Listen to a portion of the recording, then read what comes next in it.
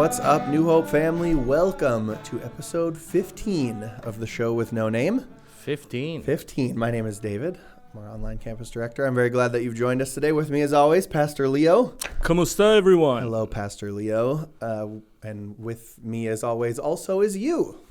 Yes. The listener. Yes. Carl and Ellie. just so you know, when I think about you, good listener, your name is Carl or Ellie in my head. Mm-hmm. As of right now. That's not a thing until this moment. Yes. Yeah. We're continuing on in our study of Judges. Mm-hmm. I'm very excited for today. Ooh. It's the day we've been waiting for. It's the day. We're 140 episodes into the Grow podcast. Mm-hmm. Right around there, at least. We've recorded 140. We might only be at like 139 when this goes live. Plus a couple of non-numbered episodes. Okay. Our LED lights just went. Oh, they're back. Whoa. What's going on? Oh. Are they flashing? Why are they flashing suddenly? Yep, now they just changed color. I'm gonna deal with that in a second. This is bizarre. There's nobody here in this room but us. And then suddenly the lights started to flicker and change. This is just weird. For those of you not watching, I just walked off to grab the remote. To clarify, they've just been sitting on how we had them for quite a while. Right. So it's not like they've been doing that and we just turned the cameras on and now, haha, this is a funny bit. That just happened all on its own. No one's here. Like most of the office is at the winter retreat. So even if we wanted someone to be here, there couldn't be anyone here. Couldn't be anybody here. I'm fascinated. This is awesome. Well, anyway, that was, you know what? That's how big of a deal episode 15 is. Because, like I was saying, 140-ish episodes of the Grow podcast, 14, now 15 of the show with no name, and we have never deep dived Ehud. Yes. Until now, everybody. Until now. And some of you listening might be like, I don't know who Ehud is. That means you haven't read our scripture for the day. See, this episode just proves that prayers are answered. Amen, brother. We're going to be in Judges 3 today, verses 7 through 31. We did the first 6 verses of chapter 3 last week. So if you haven't read yet, pause, go read those quick, and then come back. Because it's gonna be a good time. It's also gonna be a dark time. It is kind of a gross time. It is. Speaking of gross, we got food. Oh, I don't like that introduction at all. But it was a great transition, so I do respect that. Yes, there is some food. It smells nice in here. It is. So why don't you let us know and feel free to. The last time was provided by Cheryl. Yes. That was the chocolate crinkles, courtesy of Cheryl. This one is courtesy of Andy. Okay. So the ladies of PH have been feeding you. Sustenance care of the PH ladies. Well, I already loved the ladies of PH Church, but this certainly does not do anything to hurt that. Right. I'm pretty thrilled about it. All right. What do I? Ooh. These are what am I looking at? Peach mango pies, baked just a couple of hours ago. Look at these things. Yes. Wow. Are you joining me or are you still in diet mode? I am still in diet mode. That's a bummer for you because this smells incredible. I know. It's so decadent and fluffy. It is. Oh, my word. Should take a bite out of it. After it. Oh my goodness. See, you challenged Andy. It's like, oh, that was his favorite. Okay. Challenge accepted. Wow. There you go. This is flawless. Mm-hmm. Oh, my word. Andy, God bless you. Wow. I told you. This is excellent. Yes. It's what you know, special name for it? Just peach mango pie. Just peach mango pie. Mm-hmm. But see, here's the problem. That doesn't do it justice because right now, if I'm a listener, I'm like, okay, well, I can go to the gas station and get one of those Hostess peach pies. Yes. Like, this isn't special at all. This is unbelievably good. That's different. It's like oh my goodness. Those things that you find at gas stations are like level 1. This is like level infinity. It's so good. That's all yours. There we go. Just going to set these over here. Wow. Well, thank you. You are welcome. Thank you, Andy. There's a 0% chance that pie makes it through this podcast. Hopefully, I will make it through this podcast. Well, why don't we get into Judges? Yes. And I hope you have a really long summary so I can eat more of this pie. Oh, I do. Perfect. So we usually start with a summary of the verses we read. Again, if you haven't read yet, really encourage you to just pause us really quick. It's like 25 verses. It's nothing super hard. Next week, we have a chapter that's a little harder to read. Oh, yes. We've got a song in there next week. So, but for this week, it's just an easy read you can read through. And that way, when we're talking about stuff, you'll know what we're talking about. David has been kind enough to put melody to that song. Yeah. Leo and I are going to sing it.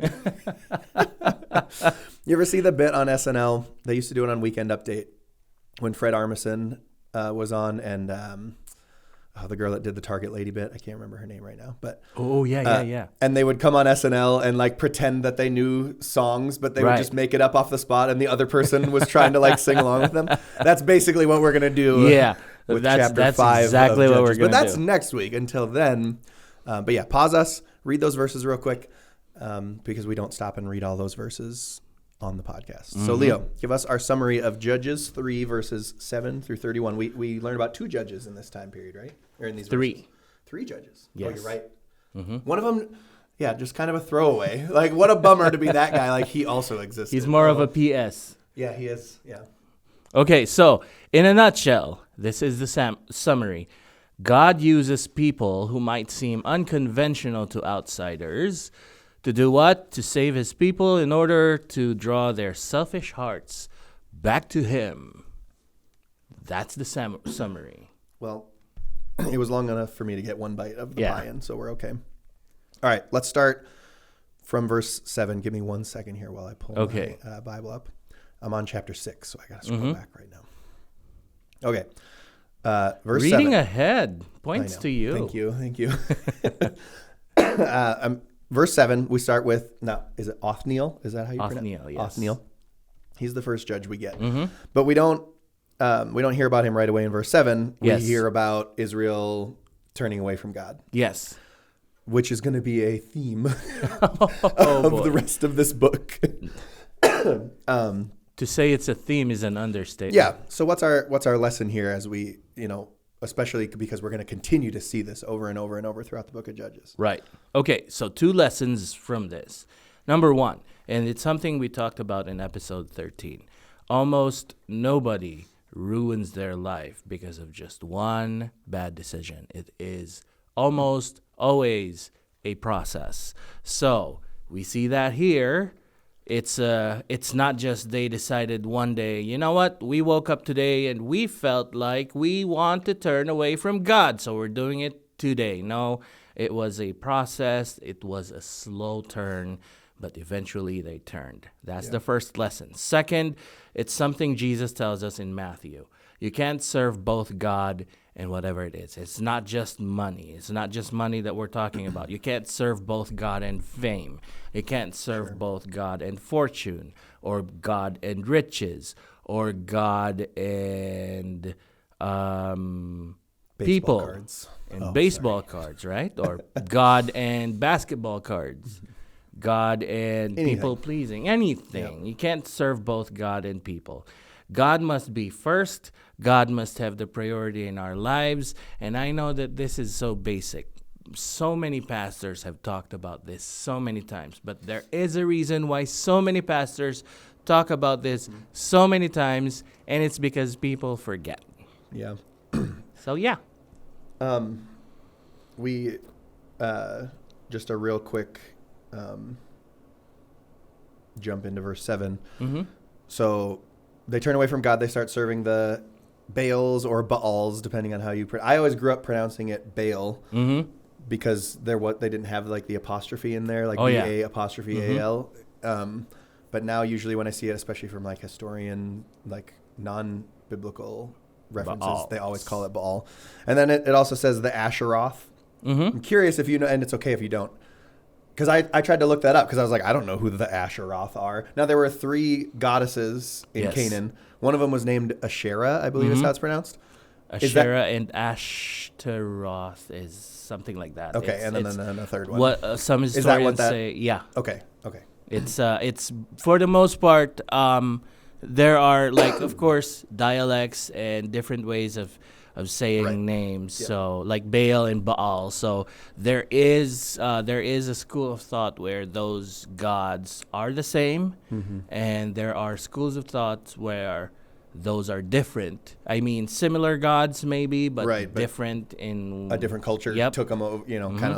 Kind of how the Roman gods are just the Greek gods with different names on them. That happened in Canaan. That happened all over the place. Something like that, like Zeus and Juno. Yep. So something like that. So yeah, it's shout out to my first ever email address. Ooh, Juno. Yep. I remember Lou that. LouFordFan@juno.com. Love it. I was a Hotmail kind of guy. Yeah. All right, so let's jump into our first judge then, Othniel. Tell us a little bit about him. What's his story? Okay, so Othniel is known for his connection with Caleb. Yeah, that's really interesting to me. That stood out right away when I start reading. So who's Caleb? Caleb is my former roommate. No, I'm just kidding. Shout out to Caleb. So Caleb was one of the 12 spies sent by Moses. If you remember, Moses sent 12 spies into the promised land to see what that place is like. So Caleb was one of them. Only 2 spies, when they returned, showed great faith and courage. Everybody was like, oh, that's so scary there. They're big. Giants. They're so big, and so on and so forth. Only 2 spies showed great faith and courage. It's like, yeah, we can do this. Yeah. Let's go there. And Caleb was one of them. Othniel was the son of Kenaz, who was either the brother of Caleb or Caleb's father, which makes Othniel, what's that, Caleb's nephew or his cousin? Yeah, the text says that it's, Kenaz was Caleb's younger brother. So. But sometimes these get... Yes. In fact, even there's times where we read that they were brothers, and then you look at the family timeline, you're like, well, that would mean they're like second cousins. But just, they were referred to as a brother. They're a close family member. It's like even in the Philippines today, you call someone uncle, and they're remotely related from you. It's not really like an uncle it's a kind cultural of thing. thing. So, but a very close relative. It's a close relative. Yes. Othniel was. So he married. Cool. Yeah, that's true. He married Caleb's. One of the couple of spies was good. So he married Caleb's daughter Aksa after capturing the Canaanite town of Debir. Okay. And his name means Othniel means Lion of God. Ooh, that's a good one. Isn't it cool? How come that name went away? Lion of God. That's pretty sweet. All right, so the cycle that you talk about, we talked about it 2 episodes ago, I think, in our overview. Yes. In our overview episode. It was 2 or 3, something like that. But this is the first time we've actually read through it. So why don't you review that cycle for us? Okay. Now that we actually have the context of it happening. Yes. So the cycle. Yeah, go for it. So the cycle goes like this: Israel rebels, and then God punishes Israel, and then Israel cries out to God. So God appoints a deliverer judge. So it's not like a Judge Judy kind of thing. It's a deliverer judge. Definitely not a Judge Judy kind of thing. Right? So the deliverer judge rescues Israel, and then Israel has peace. And then their cycle repeats itself. So the judges in the book of Judges are, one lesson that we can get from Judges is these judges are types of Christ. Yes, they're not perfect. They're humans. Even though they're appointed by God, even though they're deliverer judges, they're not perfect. No human is. So one thing that we need to remember is don't focus on their imperfections. Focus on the fact that God sends them to deliver his people because they turn back to him. So Othniel was the first deliverer judge raised up by God during this time. Now, it's not clear after this if Othniel actually acted as a deliverer judge, but we do know that he was a courageous man of God who was ready to call the nation back to faith in Yahweh and to obedience in their covenant with him. Yeah, I think it's excuse me, it's important to to think about a couple things when we're learning about the judges. One, like understanding what we're calling it the nation of Israel, but it wasn't really a nation at that point. They weren't a nation yet. It was 12 tribes who were united, but not really. Like each tribe would have had its own leader. United needs to have an air quote. Yeah, and they each did their own thing, and they were small. Like this wasn't this like powerful nation in Canaan that that's not what they were. That's why when we get to Samuel and we start reading about why they wanted a king, because they wanted to be like those other nations that had this aura of power as this united nation behind a king. Right. This was a small tribe that a collection of tribes. Yep. And so when this judge would come up, like that was probably the only time they had this unified leadership. Right. When they didn't have a judge. And it's also, I think, important for us to think about, because it's really easy for us to judge the people of Israel as we read through Judges. Yes. Irony. And be like, hey, how many judges does he need to send you before you stop turning away? Right. Now, one, we do the same thing all the time in our own way as people. But two, just because so Othniel rises up and defeats the king of Mesopotamia, whose name I'm not going to try to say, and frees the people. And they had, so they had 40 years where they weren't enslaved by anybody. That doesn't mean for 40 straight years, not a single bad thing happened to the people of Israel. Oh, yeah. They still lived in a sinful world. They were still sinful people. Oh, yeah. And so it's not like it was 40 years of perfection and then they still chose to turn away from God. They had trials and tribulations just like we do. Now, that doesn't mean that's not an excuse. Yeah. They still shouldn't be turning away from the Lord. But we don't really read about those as we read through Judges, right? We read, so the land had rest 40 years. Then Othniel, the son of Kenaz, died. Like, it's, what a happy 40 years. Again, these were tribes people in a difficult land surrounded by enemies. There was probably some difficulties during those 40 years. There was a year where it didn't rain and their crops didn't grow. Or, there's just so many things that could happen. And sometimes we fall into those same things where maybe nothing huge happens for 40 years. But that doesn't mean the little things don't drive us away from the Lord. And that's what we see so often in these passages is 40 years of peace gave them a lot of time to forget the big thing that God did for them and focus on this little problem that, well, God didn't fix this, so I'm going to go to this other God over here, or I'm going to worship this God that these people are serving. Remember the lesson that we have on that slow turn. Almost nobody ruins their life because of just one bad decision. It's the same thing here. It's not like, okay, 40 years, he's dead. All right, one day let's just decide to turn our backs on God. No, it's during that time, during that 40 years, they most probably have started that slow turn back again. And isn't it the same thing when you're having fun, when you're having a great time? That's when you start making decisions where God is not included. So it's the same thing there. You got 40 years of rest. So during that time, how many people had minor struggles where they just felt, you know what? I'm going to look at other ways to fix this because God is just, I don't think he's there. Yeah. He's moving too slow. It's been 140 episodes already before we talk about Ehud. Yeah. I mean, come on, right? Thankfully, I didn't turn away from the Lord because of that. But speaking of Ehud, there we go. Let's do it. Segue. Chapter 3, verse 12. We finally get to Ehud. Yay. It's going to happen. So, talk to us a little bit about Ehud. Raucous round of applause for Ehud. Yes, absolutely. Give a round of applause at home for Ehud. Okay, so Ehud's story is a little bit more special. Not just because David has been waiting for it for almost 100.5 episodes. Like almost 3 years now. Almost 3 years of waiting. Yeah. So Ehud's story is a little bit more special because remember episode 14. God uses nations to judge other nations who are doing evil. Verse 12 is proof that Israel as a nation, as a group, as a collection, as a tribe, does not have the immunity idol with them.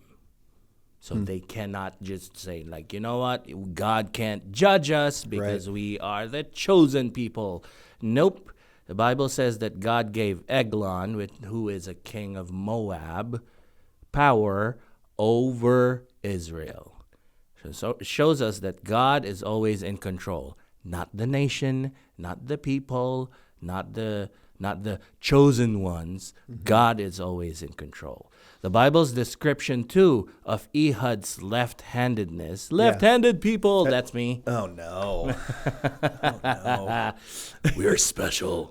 So it is interesting though to point that. Is this, you probably don't know off the top of your head, is this the only Bible character who we know which their dominant hand was? I'm not sure. I can't think of another. I'm not saying there isn't. Let us know Paul in the comments. left-handed? I'm not sure. Let us know in the comment. Right now, my dad is typing in the comment.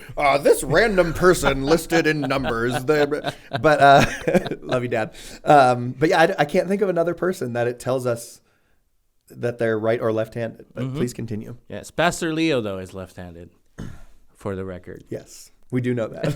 You're not a Bible character. So why are we learning about that? Well, left-handedness is not just him being left-handed, but it also implies that, number one, his right hand, it says there, is restricted. He's not just left-handed like me. I'm left-handed. His right hand is restricted. So Ehud could not use his right hand. So maybe it was disabled through an accident. Maybe, I don't know, a car ran over it or something like that. Or it could be he was born with it. But he was not able to use his right hand. He was not able to use his right hand. Also, left-handedness, because Ehud comes from the tribe of Benjamin. It's a heroic quality in some ancient societies. Yay again, left-handed people. So there you go. A lot of people give grief about the fact that they're left-handed. It's like, yeah, it's a sign of heroic quality. So it is a common mark in the tribe of Benjamin and is associated with their military prowess. You can see that if you want biblical proof, 1 Chronicles chapter 12 verse 2 and Judges 20:16. So shout out to all the lefties. You bunch of Benjamins. I know, right? So Ehud hides a short sword. Yeah, he makes his own little sneaky sword, which is really cool. He makes a very short sword, described about a cubit long, which is about 15 to 18 inches. Yeah. So it's not really that long. It's not a big sword. Yep. And he hides it under his right thigh. Yeah. So a couple things. One, I've talked about when we went through the Bible in whatever we did, 30 something weeks, and we got to the period between the Testaments, we talked a lot about how the Israelites kind of had the first organization of assassins ever during that time, and they would assassinate Romans or Jewish people that were aligned with the Romans. In public, they hid what are they called? Sicarii were the name of their daggers. These curved blades that they would hide in their cloaks, assassinate people and then sneak off in the crowd. But here, we're way before that time, and we've got them. Now, I'm not saying Ehud is the first assassin of all time. I'm sure he certainly was not. But he was trained by a ninja. But it is, came over from Japan, which at this time, ninjas certainly didn't exist yet. We're in 1200 BC right now. But anyway, it's just fascinating to have another instance here of an assassination. Yes, from the Israelites. Is true. And it's also, so Moab, all these tribes around there, it's been a while, but they're related to the Israelites. The Moabites at some point can trace their ancestry back to, I believe, Lot. I think the Moabites come from Lot, which is Abraham's nephew. Yes. These people are closely related. They're more Semitic people. And so it's not like he, went to some crazy weird country, because that's when you first read it, you're like, why did the Moabites just let this guy hang out with their kid? Well, their cultures would be similar, their languages would be similar, their customs would be similar, and common ancestors and all of that. And then we're about to get to the interesting part, and maybe if you're listening with children. Please. Or you might be squeamish on your own, and you read this and you're like, I don't need to hear about that again. Yes. But, why don't you let us know what happens next with that short sword he's hiding? Okay, so Ehud, remember, God gave Eglon, a king of Moab, power over Israel. Yeah. So they were demanding tributes from Israel. So Ehud goes to Eglon. He presents the tribute the nation of Israel sent. He then tells Eglon, who's a very fat man, Bible's description. That's what the Bible says. Not mine. Okay. We're not being rude. We're not shaming anybody here. The Bible says he was a very fat man. That he has a secret message for him. So Eglon tells everyone, leave. I don't want you in this room. I don't want you in this court. Just everybody leave. And so again, the description you gave earlier about how seemingly his right hand or right arm must have been something to the point where he's not a threat. Because if I'm the king of a nation that's controlling and persecuting another nation, and right, I'm not going to be like, yeah, all my guards and people, why don't you just go out of the room?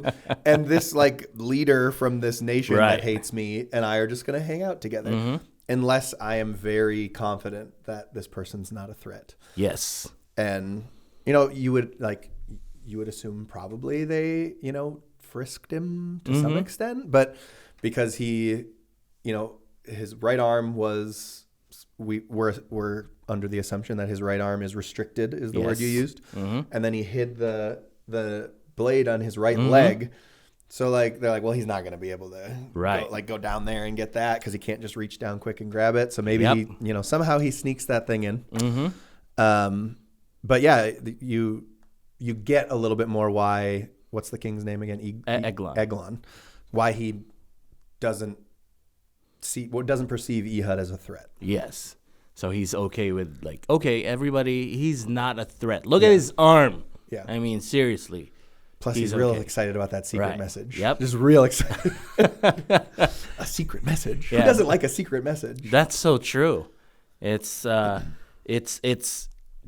what happened. So the Bible says that Eglon rose from his seat in anticipation of Ehud's message from God, and as he did, okay, parents, please. Okay, so skip ahead like 5 minutes. There we go. Okay, so Ehud got the short sword from his right thigh and stabbed the king with it with so much force that even the handle went in. Eglon's fat closed over it. That's the best. It's so weird. And the stuff that was in his intestines. Just say it. Like the peach mango. What that peach mango pie will eventually become. Right. So the poop came out. It did. Yep. That's a bummer. And again, we're not saying this just because we want it to be very graphic. It's in the Bible. It is for that all to happen. The Bible's description of how fat Eglon, however you say his name, must be accurate. Now, it's, okay, so the blade was 15 to 18 inches? Or was the entire sword 15 to 18 inches? It was the entire sword. Okay. So, I mean, that's still, a couple feet of fat probably over the top. That's a big guy. He's been eating, all those tributes from Israel have been feeding him well over Plus the last fact few that, years. To say that the fat closed over the hilt. Right. Not just swallowed up the blade, but you couldn't see anything anymore. Oh boy. So again, that's parents, there's a reason why we ask the kids to not hear this. Yeah. Because if it's very graphic, and I know you have in your mind's eye right now a picture of it happening, which is why David was so excited to talk about it. It's just one of the weirdest, not even weird, because the story is normal, right?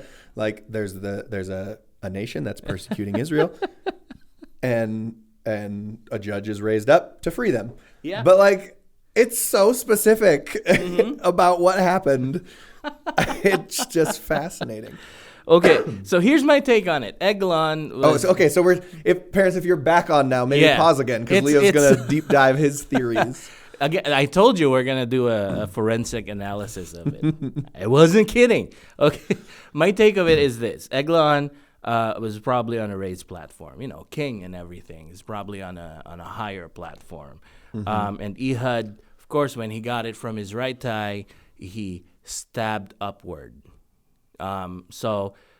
Which explains why, number one, Eglon was not able to shout for help. I mean, if somebody stabs you, it's like, hey, help, you guys. He stabbed me. The left-handed guy with a withered arm stabbed me. But he was not able to shout for help. Number 2, one of the reasons why he probably was not able to shout for help was he died instantly. And if Ehud stabbed upward, that means the blade must have gone through his heart. And number 3, and how how short was the short sword was able to go in and all the way to the hilt. If he's at an yep, angle. It's That does give him a little angle extra upward. space at Yep. an angle. Yeah, that wouldn't have to be quite as fat as we were Right. thinking of. So it's not like a horizontal stab. It's more of a. My take on it is more of a vertical stab. So it reached the heart and died instantly. So And so first of all, it sounds like this king had a really lovely little porch area. oh yeah, This roof chamber, and it's nice and cool because when Ehud leaves. he needed to be cool because he was fat. Well, you're right. Well, it's a warm part of the world Yes. as well. I mean, even a skinny person, I would imagine, would enjoy a cool roof chamber in that time. But yes, he probably more than he most. needed it more. But he locks the doors and just walks by the king's bed, which by the like he must have not been covered in like blood Yep. from killing this guy somehow, Must have or, had the or time to concealed clean it somehow. himself Yeah, up or concealed it something somehow. like So he's like, "Peace out, guys. Oh, by the way, he's going potty, Yeah. so don't go bother him." And they're like, "That's believable enough for them." They're like, "Yep, he probably is." But because as you described earlier, the stuff in his intestines came out, Yes. so there would have been a smell. Uh-huh. But again, a man that large perhaps has some Again, foul-smelling Yep. bowel movements. No, plus- this is why this story is so fascinating. no. Plus, too, think about it. If they're not surprised, even though it was smelling like that, Right? They're like, "Yeah, this isn't like, the first. This yeah, isn't the first time." It's not the first time. It's not the second time. It's not just the third time. They're probably used to it. It's like, there he goes again. And so, in that time between them, trying to give the king privacy to use the bathroom, Yes. and when they're like, "Okay, it's even for Eglon, like this has been a while. Like we should probably go check on him." Ehud gets away. Yes. Shout out to Ehud. Yeah. Ehud.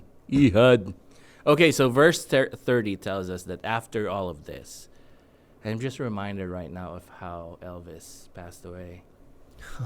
Oh no! But anyway, he was on the Also on a toilet. yeah. But anyway, verse 30 tells, but that was gold plated. That's what they said. But anyway, Thank you, okay. Leo. Verse 30 tells us that Moab was made subject to Israel, and the land had peace for, think about it, 80 years, which is unusually long. It's usually shorter than Yeah, that. It's yep. 80 years. And so Ehud killing Eglon must have really made a significant impact, not just to the nation or to the tribe of Israel, but also to the Moabites, Yeah. because they were not able to bounce back from it and retaliate. Right. Yeah. I mean, they didn't just, "Oh, we lost our king, we'll be your subjects now." They go and they fight. We read about like 10,000 Moabite men being killed, and but obviously they, you lose your leader, and they were disoriented.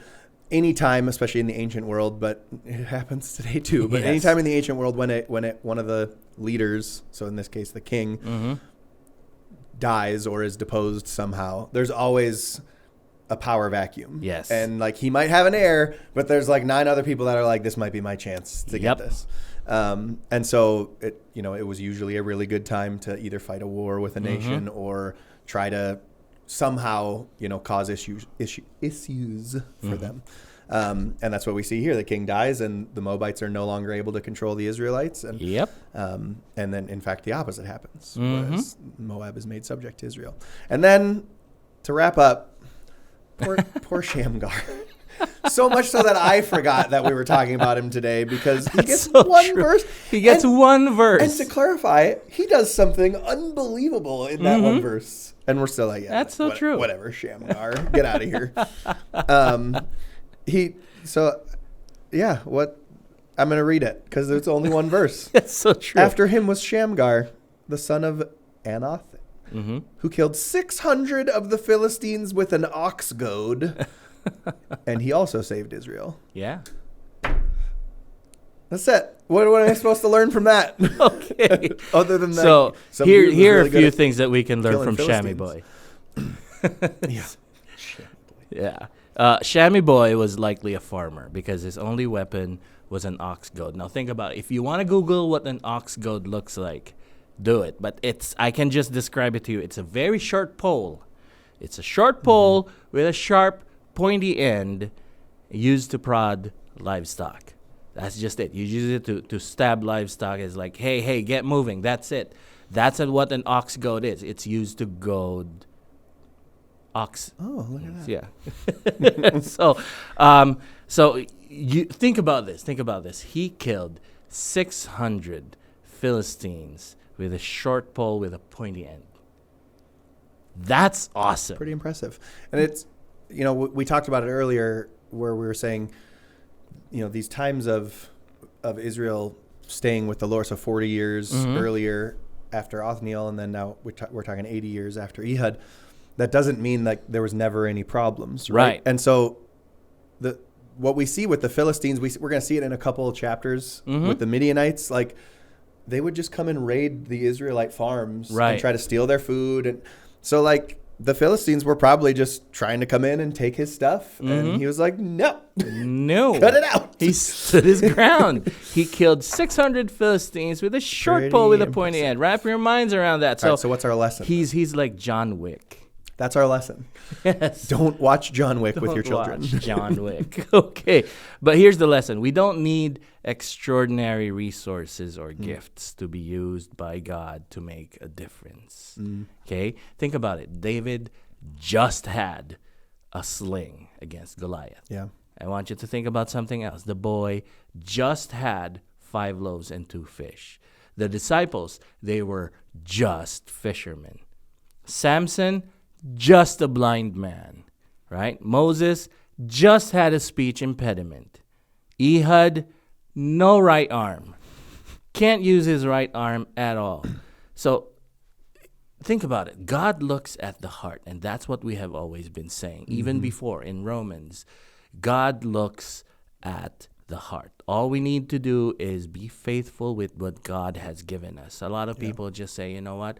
I don't have the gift of being a pastor, but I'm going to pray and I'm going to declare and I'm going to manifest the gift of being a pastor just so God can use me. Nope. You don't need to pray for gifts that God has not given you or the Holy Spirit has not blessed you with to be effective in God's kingdom. You don't have to do that to be great in God's kingdom. You just need to be faithful and obedient with what God has given you. And he will be able to use you. And leave it up to him. You don't need to tell God how you want to use your gifts. Just let God do his work. So here's your head change, heart change, and life change for this. It's been interesting. So here, head change is know that God's ways are usually unconventional. Think Ehud, unconventional. So don't be surprised when he works that way in our lives and the lives of those around us. Your heart change is this. Feel sorrow for the selfishness of our hearts and feel grateful for God's salvation. And your life change is turn away from the selfishness in your hearts, in our hearts, and follow, love, and serve God faithfully. All right. So bottom line of everything is God uses surprising people in incredible ways. We've seen that just now. From the world's perspective, Othniel, Ehud, and our boy Shamgar should not have been able to defeat enemies and bring peace to Israel. But God empowered them. God did. But even with these saviors, and we talked about this too, the Israelites eventually turned away from God again. And we see the same even today. God still works in surprising ways. And people who say, but God has been quiet in my life and he's not been answering my prayers. If your heart is turned inward, you can't always see him moving. And we see that today. So this week, consider how you can focus your gaze on God instead of yourself and see your life through his upper story rather than your own lower story. Okay. Got some questions for us? Yep. Number 1, why would God empower the Moabites against Israel? We talked about that, but think about it again. What about God's actions show that he is both faithful and just? Number 2, how do God's methods contradict the world's standards of strength and ability? We talked about that with Ehud as well, and Shamgar. So what's one thing, number 3, what's one thing you could do this week to remind yourself to see your circumstances from God's perspective? That's good. Thank you, Leo. Next step is 2 chapters. Yeah, 2 chapters. Now again, 4 and 5. I brought it up at the beginning. So next week we're going to meet the first big name judge. Mm-hmm. Is that fair to say? Yes. First big name judge we're going to come across. But then chapter 5, I've read it multiple times in my life. Yes. I grew up in the Bible. It's a harder read. Like anytime it's like poetry and a song, it's just a harder read. It is. It's like, are you a Lord of the Rings guy? Mm-hmm. You get to like the Gandalf's song, and you're like, I'm just gonna skip the next 4 pages. Or the pages, singing tree. What's his name? I forgot. Like he trapped. Ent? Yeah. No. The other one. Like on their way. Oh yeah. Anyway, I skip those in the Lord of the Rings. Don't skip it in the Bible. There's a reason why it's not in the movie when they got out of exactly. But get through chapter 5. It is a harder read than chapter 4, but it's in there for a reason. Mm-hmm. So read chapters 4 and 5. Come back next week. Thank you, Pastor Leo. You're welcome. Thanks to all of you for joining us. Subscribe if you haven't done that yet. Give us a like and a comment. It really helps people find the video. I also appreciate the feedback. I'd love to see you guys jumping in the comments like we had done as we went through Romans, answering those questions that Pastor Leo gives us, responding to each other, all those great things. Yes. We love you so much, New Hope family, and we will see you next time. Ingat.